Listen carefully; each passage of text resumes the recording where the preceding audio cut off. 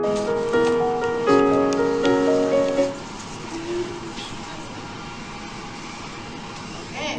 we're on the air for our March 5th work session. We're going to start out with an update on tree code changes, which Natalie talked to us a couple times about last year before she left. Before we start though, I got a letter from the Arbor Day Foundation congratulating us on our 2023 Tree City USA and Growth Award. I know probably these guys and Peter do all the paperwork to do that every year. But it was really our Parks and Recreation Board, and I wanted to give them a shout out, that got us started on this path a decade ago, before we had a tree board. They really took it as they were really motivated to do, to get us Tree City USA status, and they go through the steps, and they started, as volunteers, drafting code and doing all the things to try and get us to Tree City USA. So just want to give a shout out to the PARB of a decade ago for getting us on this path. All right, with that, I will turn it over to Courtney and Tim. All right, so we're just going to be going through some proposed tree code changes, and I'll show you my presentation. So for those that need a quick rundown of our current tree code, we have our public tree code, which regulates trees beginning at 2 inches DBH, which is diameter at breast height. We require permits for major pruning, which right now we consider greater than 20% canopy removal, or permits for just removing the tree.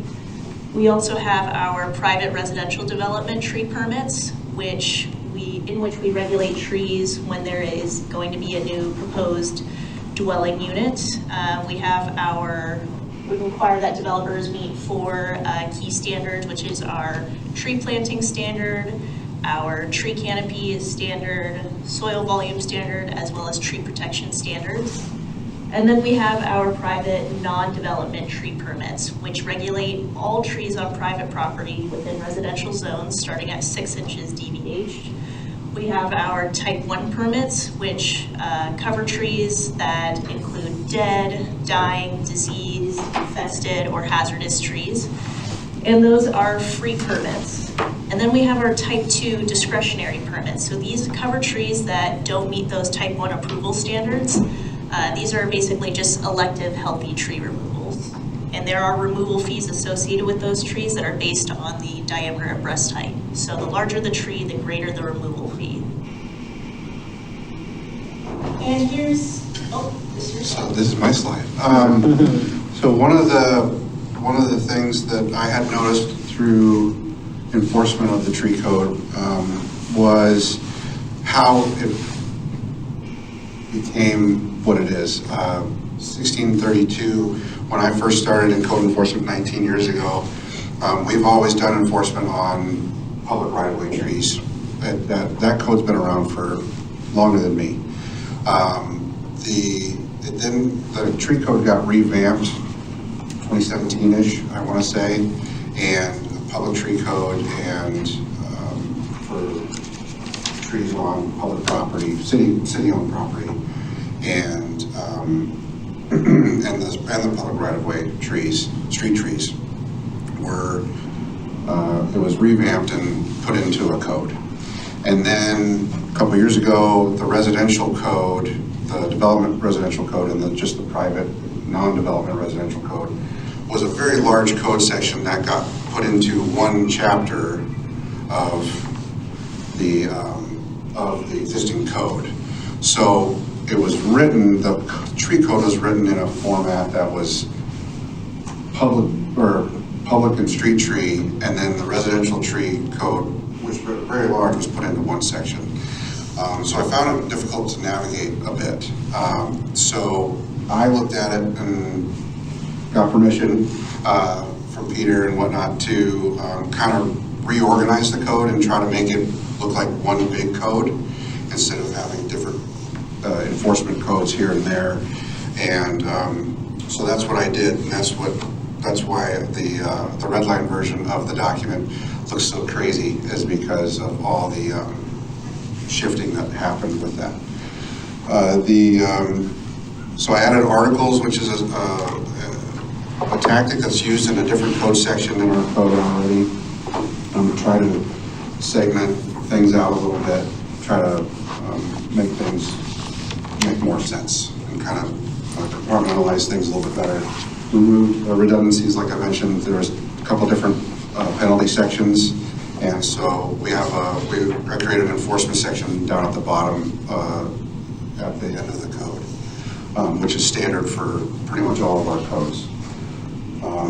Also provided some space for potential growth of the, and pun was intended on the growth comment, for any sort of maybe commercial tree protections that council or tree board eventually want to go with. And also moved the tree board out of the tree code and into where the rest of our boards and commissions entitled to are. And then I've already mentioned the consolidated enforcement codes. And also there was an issue with, we kind of said in the code that something was a violation, sort of, and didn't really have the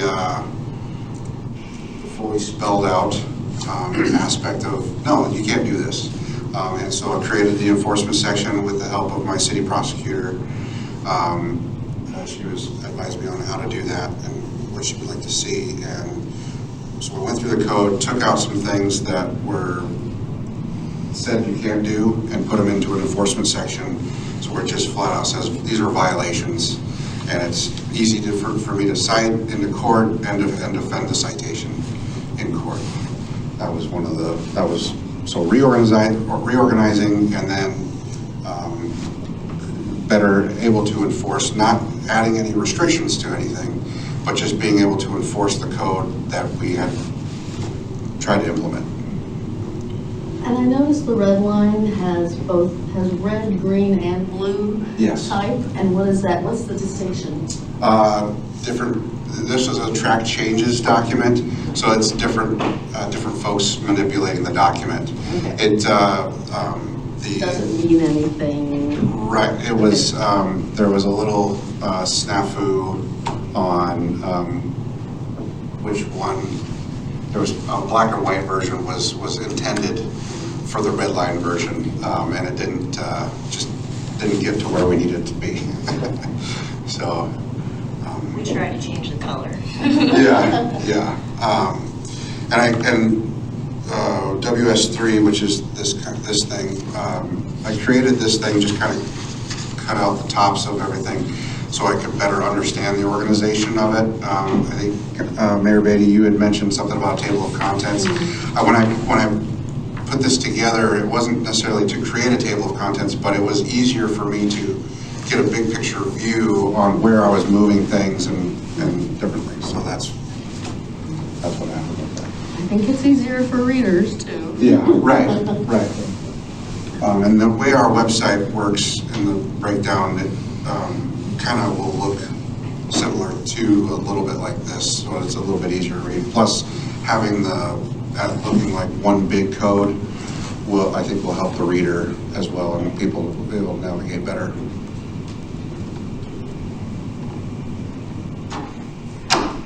All right, so some of the changes that we implemented included updating some definitions. So I just included some of the key ones. The first one is building footprint.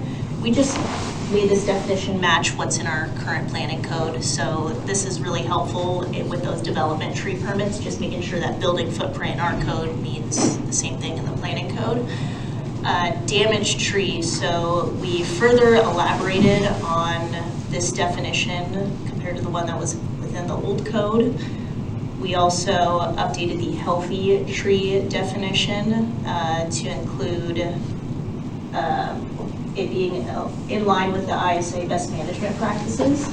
ISA is the International Society of Arboriculture. We also updated the major tree pruning definition to be in line with the ISA best management practice, particularly for root pruning.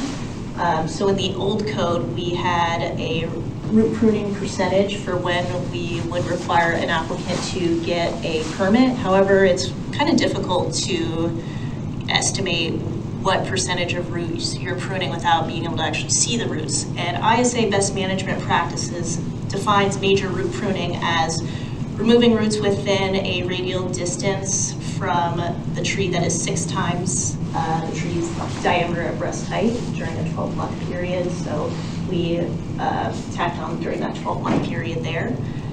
And then we also updated the definition for topping so that it is not confused with the other arboricultural practice of pollarding, which you can see on that image on the right. So topping is just the indiscriminate cutting of trees without regard to its health or for a desired look. Pollarding is a pretty popular practice in manicured gardens in Europe and such. That is where it's almost like topping, but you are cutting back to very specific parts of the tree and creating what are called these knuckles, which is where year over year, if you pollard the tree to the same spots, the cuts kind of just create this larger wound, and that is very different from topping. So we've had scenarios where someone clearly topped a tree, but they were just saying, oh no, I pollarded it. So we wanted to make sure we don't have those kinds of situations again in the future. You get credit for knowing that term though, right? Yeah, for reading the code, right? And then this is just another slide to show how the violation section had changed. Yeah, so that's kind of what the old view, and we're moving on to another one.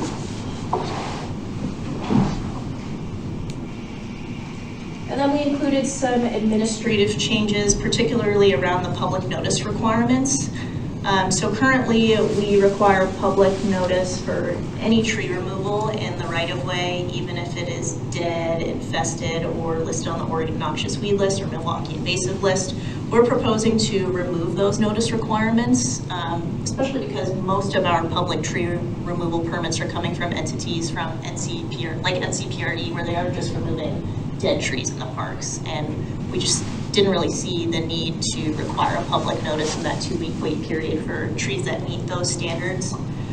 We're also proposing to remove the public notice requirements for type 2 tree removals over 12 inches. So our current code does require that. However, we rarely, I think we've maybe only approved 1 type 2 permit since the code has passed, and it hasn't been over 12 inches DBH.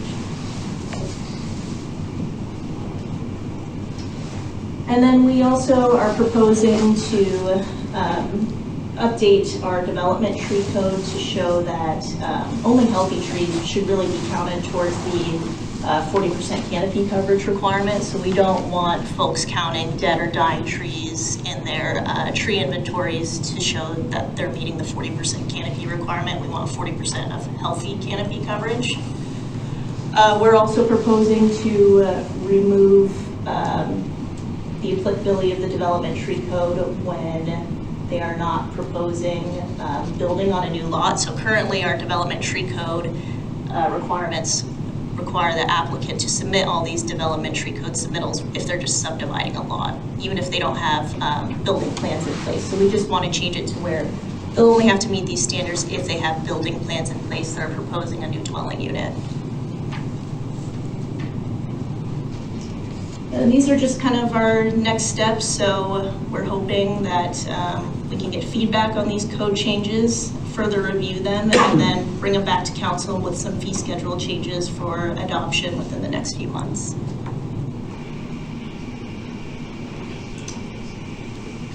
Questions? Oh, I'm sorry, do we do this or? No, you don't have to do that first, study session, I mean, work session. When we created this tree code, did we use a template as a model from some Tree USA board or something, or did we just create a whole cloth, or do you know? It's pretty extensive. Come on up, Peter. Peter would like to say something. So, when we created the code, we worked hand in hand with what's it called, the CPIC, the Comprehensive Plan Implementation Committee, that was also working on the changes to the housing Right, it was tied together. They were tied together. And as part of that, we worked with a consultant, Todd Prager, who worked with Tarragon and Associates, was an arborist, and had worked in Tigard, right? I think he was a city arborist in Tigard at one point in time, and had developed the tree code there.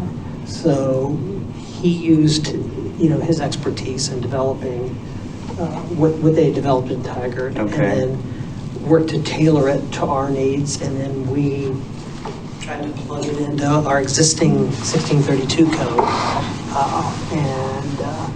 We certainly realized at the time we were going to come back as we learned over through implementation with changes, because we had anticipated that we're probably going to miss some things, and we'd need to come back and clarify items in the code to make sure that, we could enforce things or see where we, through experience and going through permitting and the administrative burdens with some of the things, where we need to tighten things down or loosen things up. Okay. To fit our needs better. Okay. More questions, but I won't open it. Go ahead. Oh, okay. How common is it to have an urban forest in a city our size? Is this unusual or is this pretty common? I mean, I'm assuming this is It's not common. that's what, okay. I mean, it's wonderful. It's great. I just, that's I think awesome. I'm the only staffed urban forester in Clackamas County. Okay, fantastic. That's pretty cool. Yeah, it is. I noticed that there was something on the tree board, and I don't know, I didn't get a chance to look and see if it conflicts with anything else that we have as general applicability for boards and commissions, but it says the tree board can make its own rules and do this and that. It's like pretty broad as to what the tree board could do internally. A lot of codes, again, I didn't look at this one, say that committees can set their own bylaws, but they can't change their purpose, they can't change their membership, et cetera. Have we had any problems with that kind of broad language, and what kind of things does the tree board create for itself in the way of regulations? So you know the thing I'm talking about, the language? It's about the tree board itself, and so they can do whatever. I think the tree board generally has acted in an advisory capacity. Okay. So we've really, in the 7 years that I've been here, we haven't tinkered with the bylaws very much. Okay. They are comfortable with their roles as an advisory capacity, so they were part of the process as we went through in developing our forest management plan. I think you were on the council then, which then we moved towards updating our public tree code in, I think, 2019, and then in 2022 is when we did our public tree code. So they worked and helped develop those tree codes, worked with the CPIC, and worked with Todd to do that. Okay. But they haven't worked towards changing any of their purpose. I think Tim had spoke earlier about maybe there were some tree code changes in 2016. My sense of that's probably related to Tree City USA requirements that required having a code in place to meet Tree City USA requirements. I think that's when the big revamp of 1632 happened. Yeah, and they have a sort of, that overall encompassing, this is what tree board should do from the Arbor Day Society. Okay. Yeah, I found what you were talking about. Yeah, it says operation, the tree board will choose its own officers, make its own rules and regulations, and keep minutes of its proceedings. Is that what you're? Yeah, I didn't know what it meant when it says it makes its own rules and regulations. It sounded like interesting verbiage for a committee. Well, I think they make, if they want to make updates to their bylaws, they would recommend those updates would bring up to council, as what we've done in the past. So. I think if I were to put my lawyer hat on, which I do not have.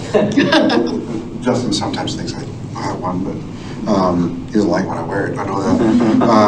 But I think about rules and regulations. I think they're talking about within themselves, not that the How frequently they meet or something? right, or probably about conduct.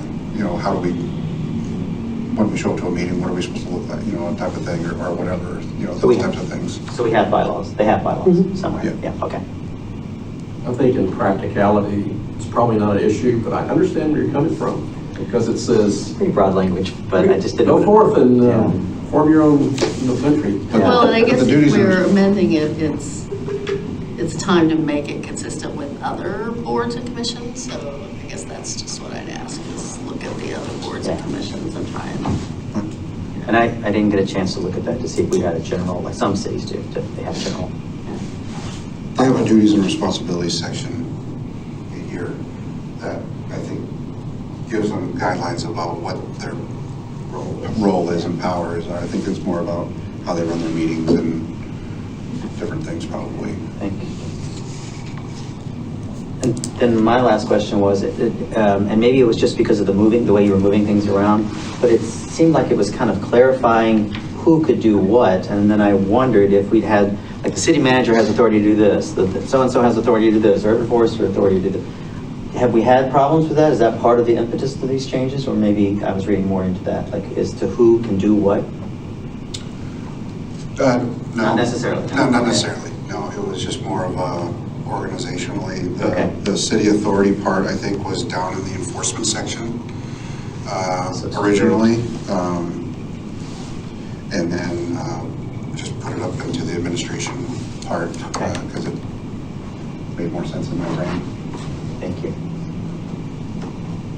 Other people with questions?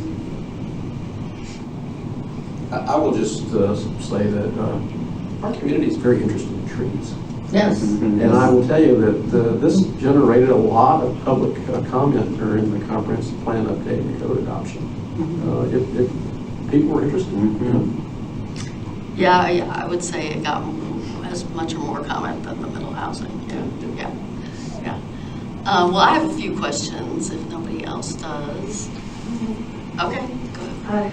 So you had mentioned that the dying and diseased trees, you don't want those to contribute to the 40% canopy levels. I guess I'm wondering how that's quantified in the larger conversation about our climate action goals.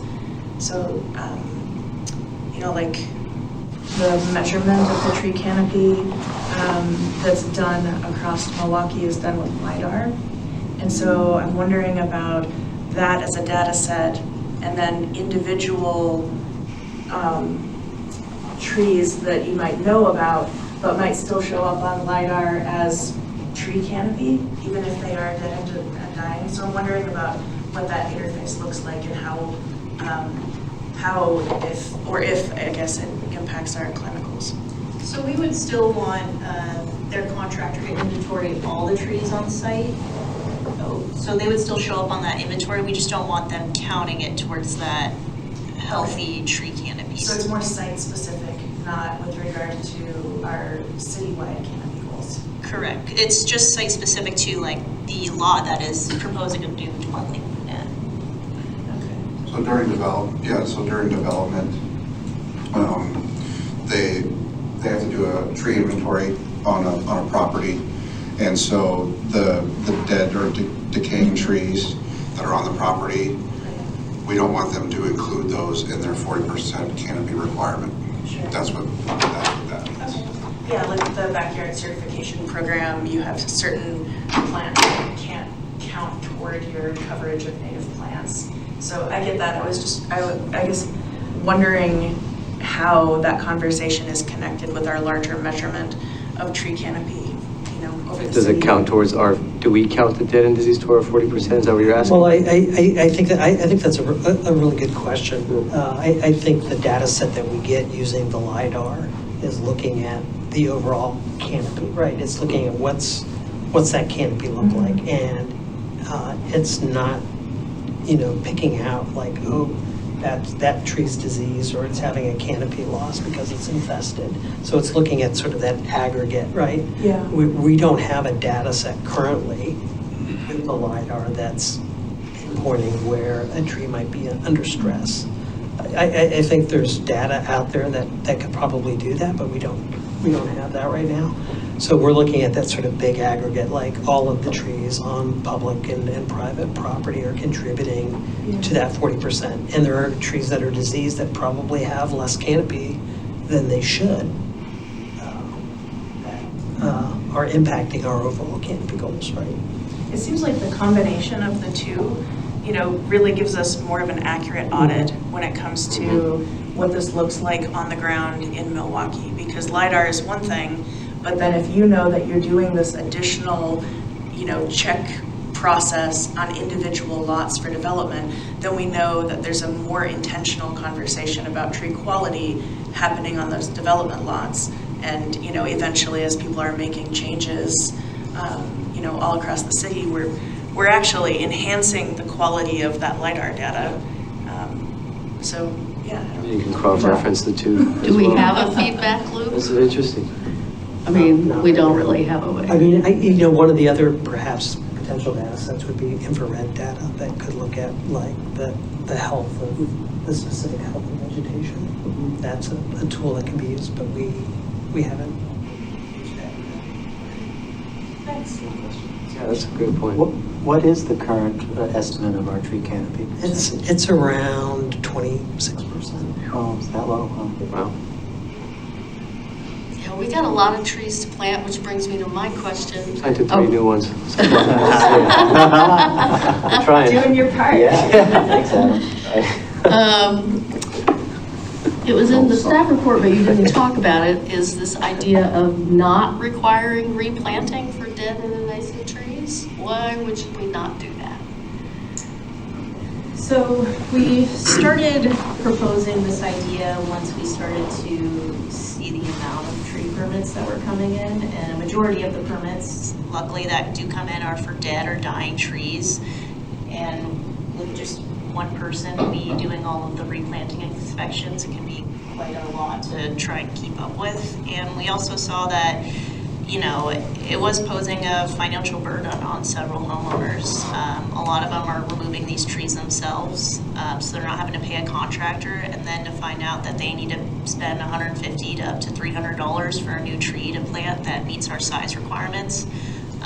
It was a challenge for a lot of people to meet that replant requirement, and in those situations, we do try to refer them to places like Friends of Trees that offer low-cost tree plantings or free tree plantings, but it can be a challenge to try and track those with someone that, let's say they remove a tree at the beginning of the year and then the Friends of Trees planting isn't until November. It can be And I think one of the other parts too with the dead, diseased or dying tree piece, on that type 1 permit, we had sort of advertised it was going to be that permit was going to be at no cost, right? So there's going to be no cost associated with the permit, but then on the other hand, there's this cost associated with replanting something. So we talked a lot about it and felt like, maybe here's an opportunity to reduce some burden for a tree that's dead. So. But I mean, like you just said, that's almost all of our removals.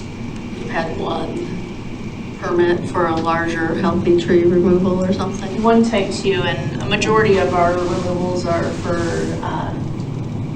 this type 1. But yeah, And we do have type 1s. We allow for healthy tree removals that are under 12 inches, one per year. one per Now year, those they require do require a replanting. plant. Yeah. so it's just the dead dying that we're proposing. And what is ballpark do you think is the percentage of those, of the type 1s versus the dead and dying? I'd say that dead and dying probably are about 40% of our type 1 removal permits. And so what did the tree board think of this idea? Tree board seemed okay with it. They're more interested in requiring replants for removal of invasive species. So they're wanting replants for things like tree of heaven, English hawthorn, because those are currently providing canopy coverage, although it's not great canopy coverage. Whereas with a dead tree removal, it's not like we're having someone remove canopy and then not replace it. So, yeah. And so from my perspective as an enforcement officer, part of the burden on somebody when I'm coming to their door and say, you have a dead tree, you need to remove it, and I'm requiring them to remove it. You need to get a permit and you need to replant.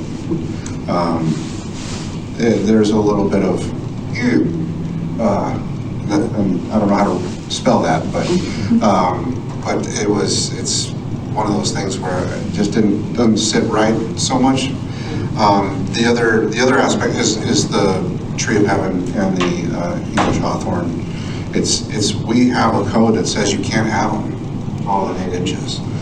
And so when somebody voluntarily is willing to remove that tree, and I didn't have to knock on their door and say remove it, I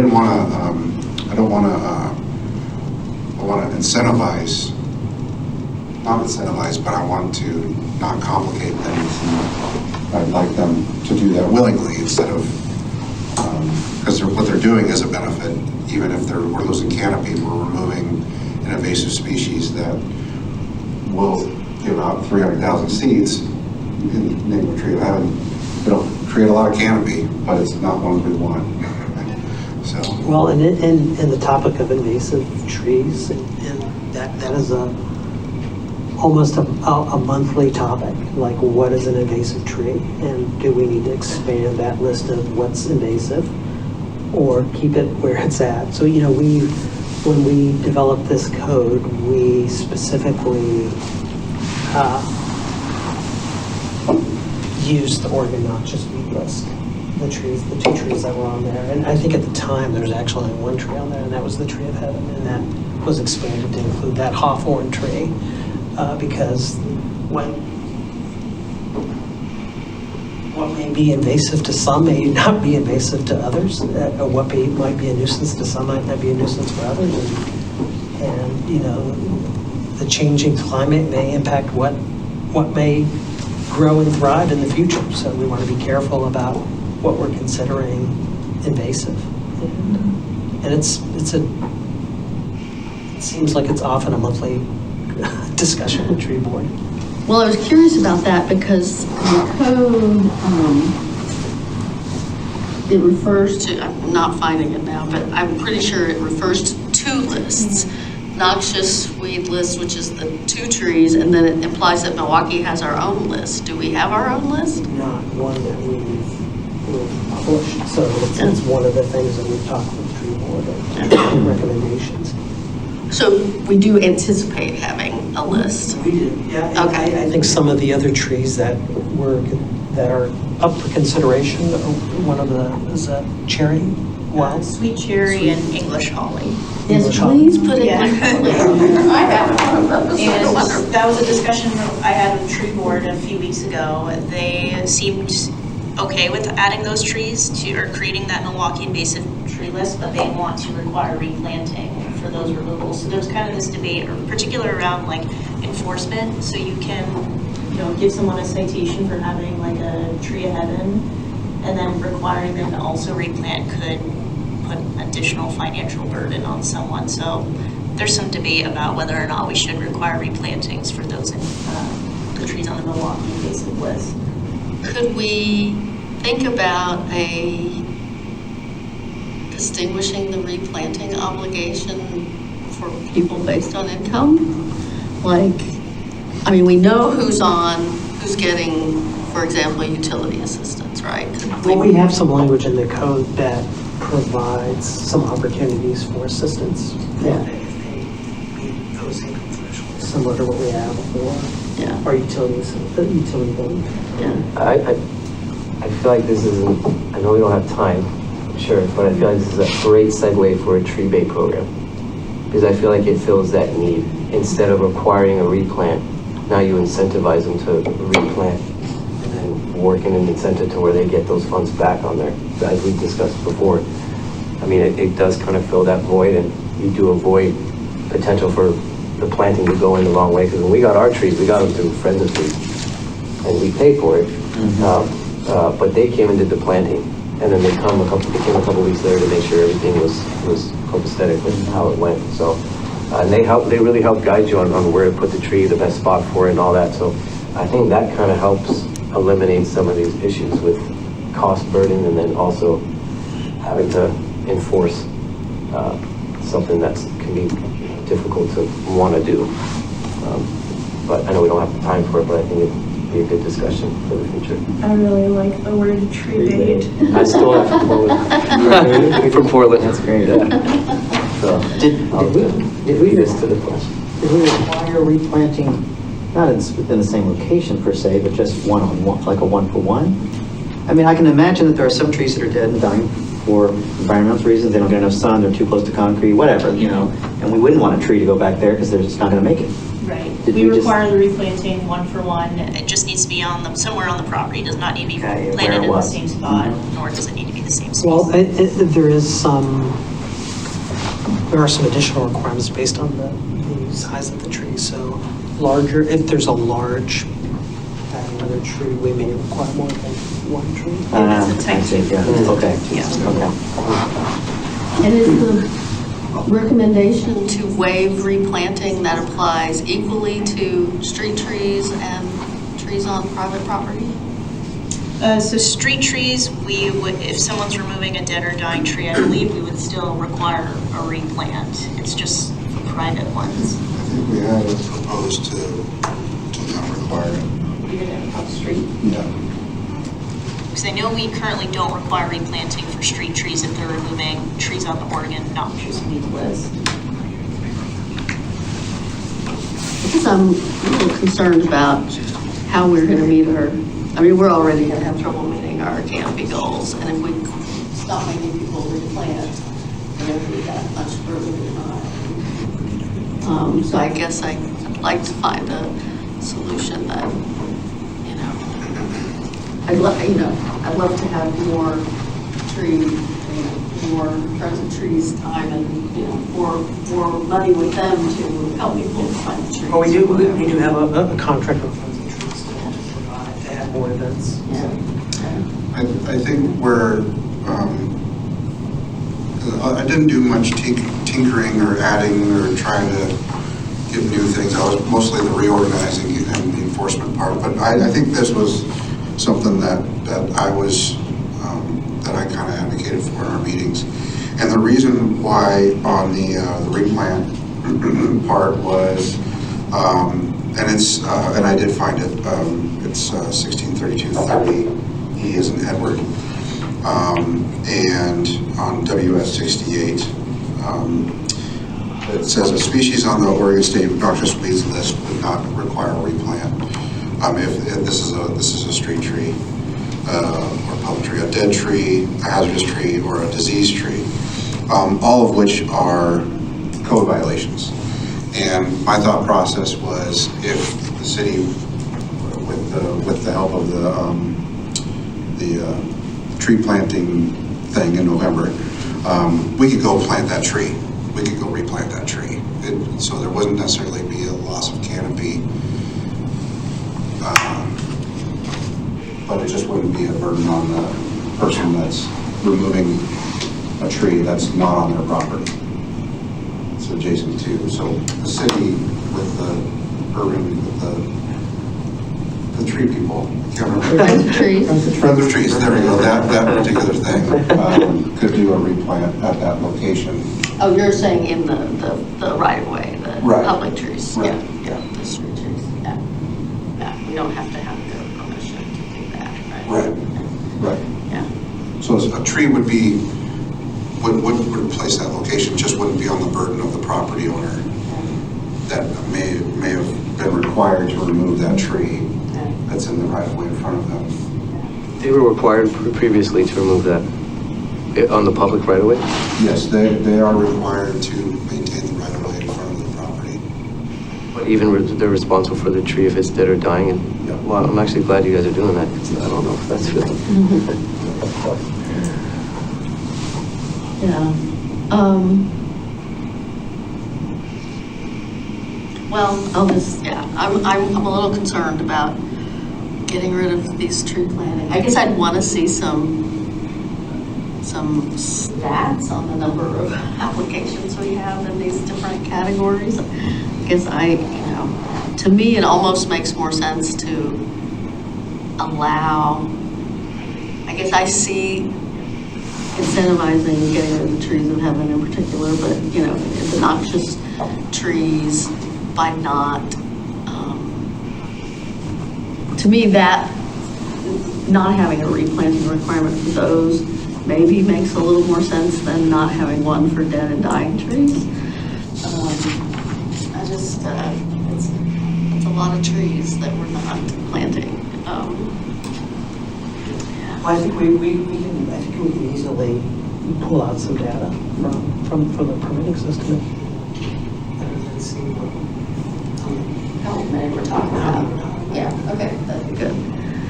I guess my other request when you come back with the, for a hearing or whatever is with the red line code, all one color, but also where you're striking a lot of stuff, if you're moving it, put in like a bracketed, and planning does this so they can help you with the formatting or whatever, but put in brackets saying moved to number such and such, because I was sitting there going, is this deleted or is this moved? And Yep. Okay. Other questions? Yep. I have one. You anticipate Milwaukie having its own noxious plant list? Well, yes, or invasive species list. I'm sorry, okay. Yeah, that is expanded from the Oregon noxious weed list. Okay, so how do you choose what goes on there? Well, that's a discussion we've been having with tree board, and it has been contentious at times, and it's one of the reasons why we currently don't have a list. I just caution that, people have opinions about trees. I mean, the mayor obviously has an opinion about hollies. But I just caution that, that should be based on some sort of authoritative source. Yeah. Well, I was going to say, the thing on hollies is based on the backyard habitat program. That's an So authoritative source. that's one that you have to remove to go up for trees in the backyard. I accept that as authoritative source. So, I mean, that is certainly a valid point. And so, What's controversial? I'm just curious, like what kind of things are what's controversial among the discussions? Well, I think the term invasive, people find trouble in. I think I'll use our tree of heaven as an example. There's a book that was put out. And the first chapter of the book talks about the tree of heaven and experiences. And the tree of heaven, at the time, it was in the late 1800s, there was also this sense of there was this racial tension between the U.S. and people from Asia. And the tree of heaven was a tree that came from Asia. So that was sort of tied together, that there's, people didn't like tree of heaven because it was an Asian tree. And so it's just all sorts of things there. Okay. Well, we have 17 minutes of allocated time, so if it's okay, it'd be nice to go on to the next one. Wait. Well, let me go through my notes real quick here. Okay, yeah. Yeah. Other people? Everybody's, okay. All right, well, thank you guys. Thank you. You don't want you to stay there? Adam's next. Okay. And I will do this to you. And so next up, we have Adam Moore to talk about our parks and our big event on Saturday. I'll get it loaded, Adam, real quick. Just while we're getting set up, I do want to let everybody know we did get all our tree permits. No healthy trees over 2 inches PDH will be cut down on this project, and we are replacing all of the unhealthy or invasive species. We did decide to leave some of those cherries, trees, and the English holly in Belfort Park because they do provide habitat, but only because they are healthy. And so those are public trees. Those are public trees in a park that we can monitor, and we close on. If we need to, remove those, or we're afraid that they're going to spread, we can make adjustments on that. Maybe a lot easier than some of the community. So, hello. I'm Adam Moore. I'm the Park Development Coordinator here at the City of Milwaukie. So I was hired about 2.5 years ago to replan, design, and construct Bowling Green and Scott Park in 3 years. We have been doing so and doing really intentional community engagement around equity, but also trying to implement those city goals around climate change in our tree code, but also park development. Park development became a citywide goal during this project, and we are getting very close to some construction. So I just want to start off by saying that on Saturday we have our construction kickoff. Come join us for brunch in Belfour Park. That starts at 10 a.m. We are doing one construction kickoff, and even though we are building 3 parks, we're doing that in the community there, and that's part of the recognition of the funds that were raised by the community for Belfour Park. Construction will start next week. Now it is going to start off a little bit slow. You'll see construction fencing going up at all 3 parks, either Monday or Tuesday of next week. We have no residents of this. We know that will be a disruption, particularly at like Bowman Bray, where they're using that as a connection point from the east side to the west side. But it is really important that we turn those parks over to the contractors, let them secure the site, and then allow them to start to do the work that they can, depending on the weather. Some of that tree work will be the first work that we're doing, and we're going to try to do some of our utility work. It will be slower at Belfour Park than at Bowman Bray and Scott. We have that really high slope and a lot of grading to do at Belfour, and a lot of trees and tree roots to work around. So you're going to see more work early on at Bowman Bray and Scott. All 3 of these parks are on time to be complete by mid-October. Now, the library is obviously right next to Scott Park. We have that shared parking lot. We are not using that parking lot for access. We'll be in the parking lot across the street, which is commonly referred to as the old Nautilus parking lot. That will take about 5 or 6 parking spaces in that parking lot, but that will allow us not to impact the 600 people who are going to the library every day. Now you'll notice there's an asterisk there. We do expect that the grassy area and cement area between the library and the park will remain open, and that parking lot will remain open, as I said. However, there is some specific work that we have to do. There's utilities that we need to connect to. Those light bollards in the shared parking lot are being replaced. And in those cases, we will have to get into that parking lot. We are trying to communicate with our library staff as much as possible to give everyone a heads up. We don't want there to be a whole lot of surprises with this construction, but there is going to have to be some disruption while we're building this park.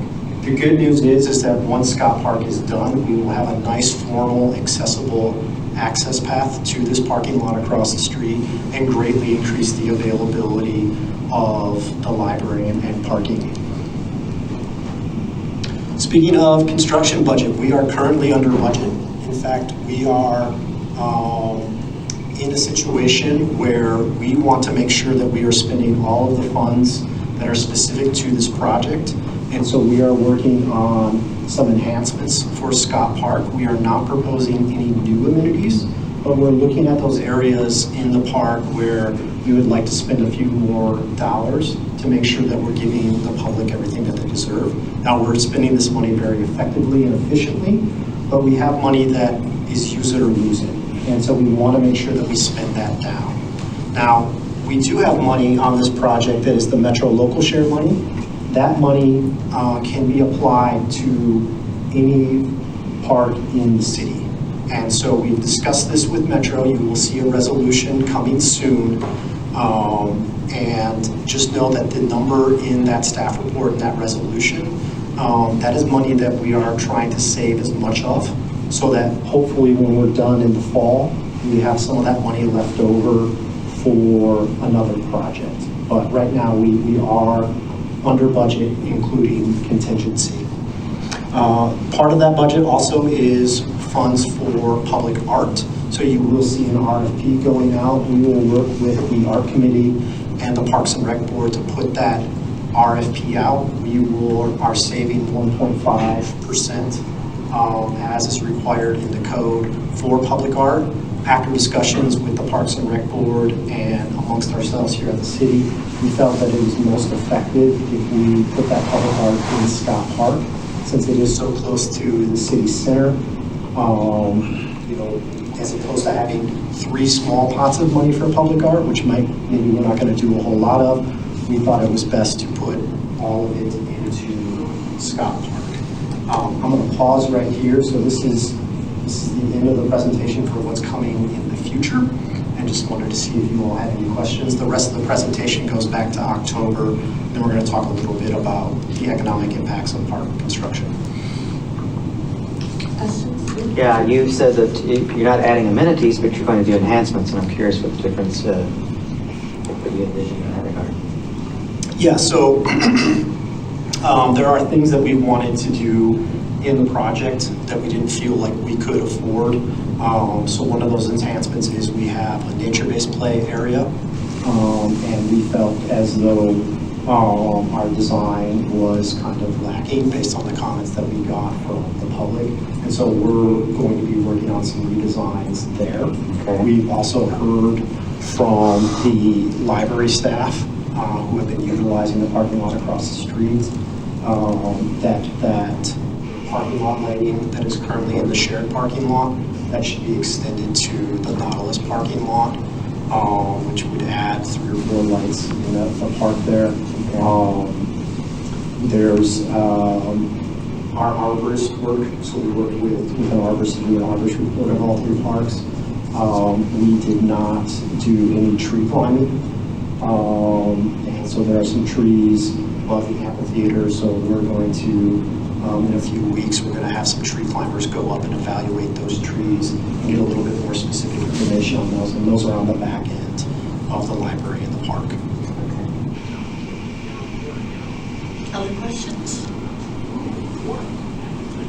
Well, I noticed in the Q&A that was in the packet, you're putting water fountains in all 3 parks. There are water fountains in all 3 parks. And do those water fountains have water bottle filling They do. capacity? Awesome. And they have the little dog bowls. Oh, do they? They do. Awesome. Great. Great. If there are no other questions, I'm going to keep going. I do have one. Oh, Just real I'm quick. sorry. On the 1.5%, that's per project, and this is considered one major project. That's This why is- you're doing it in one. The public art would go to one. Yes, so this project shares staff, shares a design team and a construction company. Everything is shared. Now, part of that 1.5% in the ordinance, you will see that it says that you're only taking 1.5% of the, I can't remember the exact word, the applicable funding. Some of our grants are specifically for nature-based items and would not in and of themselves pay for public art, so that money is not included in that calculation. The basis of the 1.5% you're talking about. Yes. Right? Okay, got it. Yeah. So going back to October, so back in October, we had a really wonderful event to share our final designs with the community. Over 400 people attended. In person or online, we received 140 surveys. These surveys mostly came from groups. We assumed families. We saw a lot of kids working with us in the event, and we got a lot of terrific feedback from the community on these designs. You have the full summary and the Q&A from that report in your packet. But we were able to adjust the designs based on that feedback, even though we were so late in the design process.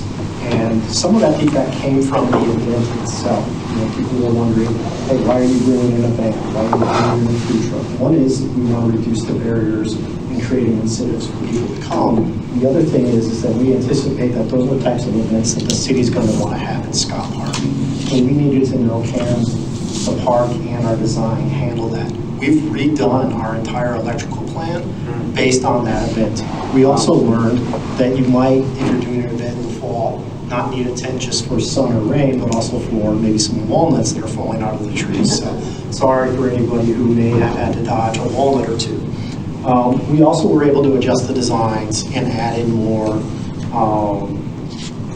amenities based on that feedback that we received, and I'll talk more about that in a second here.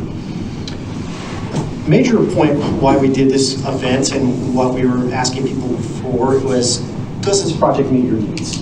And you will see that overwhelmingly, yes, it does. 75% at Scott, 70% at Belfour, 67% at Bowman Bray. Less at Belfour than Scott and less at Bowman Bray than Belfour. So that number is decreasing as we go down the table. But also, so is the no's and the non-responses. And so we did see more people kind of unsure about that design at Bowman Bray and Belfour than they were at Scott. Of those people who were unsure or said no, it didn't meet their needs, we saw those kind of responses falling into a couple of categories. There was a lot of people saying, hey, I like what you're doing there, but I want more. I want something bigger. I want something better. Or, hey, that's a really great playground design that you've got there, but where's the swing? Other people were saying, hey, there's no bathroom. Some people just said, hey, I just flat out don't like it, which is part of the reason why we were doing this. In some cases, people, didn't notice that there was a drinking fountain in the design when they were looking at it online, and they said, well, I'd like this better if it had a drinking fountain. But by and large, we feel pretty good about these numbers. We have been tracking both in the planning process and now in the design process if these parks are meeting people's needs, and that includes reaching out to all the people that we worked with in the focus groups for this project, and we're going to try and continue that after these parks are built. The next major questions that we were asking people is, if we were to do this again, or if we were to do this somewhere else, what should we be building? I do want to say that this is not a scientific survey. This is based on the responses of people who came to our event or spent 15 or 20 minutes to go online and fill this out. But you can see overwhelmingly people in this town are looking for a splash pad. They're also looking for a bathroom. Now, we did talk about that in the planning process of this project. We know that those two things often go hand in hand with each other. Splash pads and bathrooms are very large, they are very expensive, and these three parks are very small, and we have a very limited budget. Benches and tables, we're very high up on the list. I have good news for those people who are looking for more benches and tables. We have added several more benches that are going to be accessible at Bowman Bray and Belfour, and we'll have one accessible table each, or one more accessible table each at Belfour and Bowman Bray. Now, Scott Park, because of the topography, we weren't able to redo the grading in Scott Park, so we might be able to add a table in the grass, and we're looking at maybe doing some seating that is made out of natural materials along those pathways in Scott Park, but they wouldn't be necessarily accessible. And then, of course, we know that people love dog parks and are looking for off-the-leash dog park areas. I do want to just remind everybody that when we did our focus groups, we were hearing particularly from our BIPOC and Spanish-speaking communities that one of the deterrents from going to neighborhood parks was experiencing dogs who were off the leash in undesignated areas. And so I just want to just remind all of our residents and all of you that keeping your dog on the leash in your neighborhood parks is important. But as you can see, our community does want to see more dog parks. Now, one part of unsolicited feedback that we got in this area was people were saying things like, hey, have you been to Gabriel Park? Have you seen that gigantic, inclusive, accessible playground that they've been? Or, hey, have you been out to Hillsborough, to Hidden Creek Park, where they have that massive earthscape troll where multiple families can go inside and climb on top of? Yes, we have. We're very jealous of those. But Gabriel Park was about a $14 million project, And that troll over in Hillsborough, that was $1 million in and of itself. So we do have earthscape equipment on this project. It's that cute little snail, but we don't have the big one. People also, were referring us back to like Westmoreland Park. Now we do have Westmoreland Park's designer, Ben Johnson. So he is working with us on this project. However, people were really looking at these parks with very, very high standards. And so just kind of going back to that with that in mind, people are coming to us with expectations that we are going to be building these 25-acre parks with $1 million pieces of equipment or $14 million developments, and yet still we're meeting people's needs with these 3 small parks and just about $3 million. So I think that these designs that we have are something that we can be proud of based on those facts. Now thinking about... Can we move on from that? Yes. Just make a comment. I noticed the longer list that you had in your staff report had another 5 or 6 items. And skate parks were pretty far down the list, which kind of came as a surprise to me because skate parks are something I hear about pretty regularly. Yes. And there was a big upwelling of desire for skate parks when I first was on council in about 2015. I did want to say the new, we don't have any skate parks in Milwaukie. There are no skate parks that I know of in any of NCPRD, but there is a new skate park at Errol Heights Park in Portland, just over the line from the Llewellyn neighborhood. So kids who want a skate park, there is one nearby now. But most importantly, I wanted to say that the people who want these amenities, we need to keep people aware that there's going to be a big conversation with NCPRD over the next few months on their system plan. And that's where people need to go express these desires in the context of that system plan, for sure. Yeah, I'm glad you brought that up. I was also surprised that we didn't hear more about skate parks, swimming pools, and a couple other popular items. And that's why it's really important to note that this is based on the people who attended that event or went online. I do think that we also were experiencing on this project a little bit of what we call engagement fatigue. People have talked to us quite a bit about these parks, and I think that some people were familiar with the design, were with us in the planning process, and maybe did not fill out the survey online like they typically would. So it is important when we're making amenity decisions on a citywide or a system-wide basis, or even an individual park basis, that we're doing more comprehensive planning.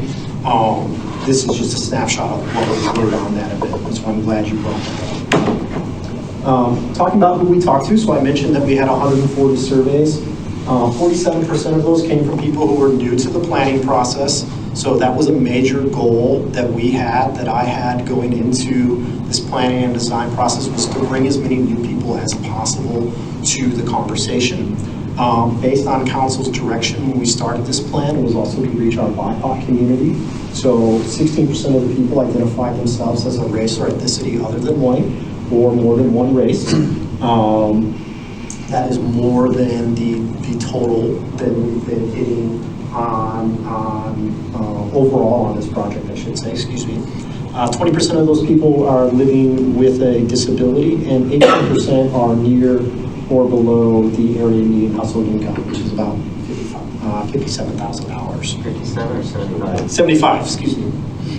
Now, speaking of board numbers, hopefully I will trip these up, is the economic impacts of park development. And I know that economic development has been of interest of the council, and so I do want to let you know that there are other reasons why, or other important considerations to take into account when we're talking about park development.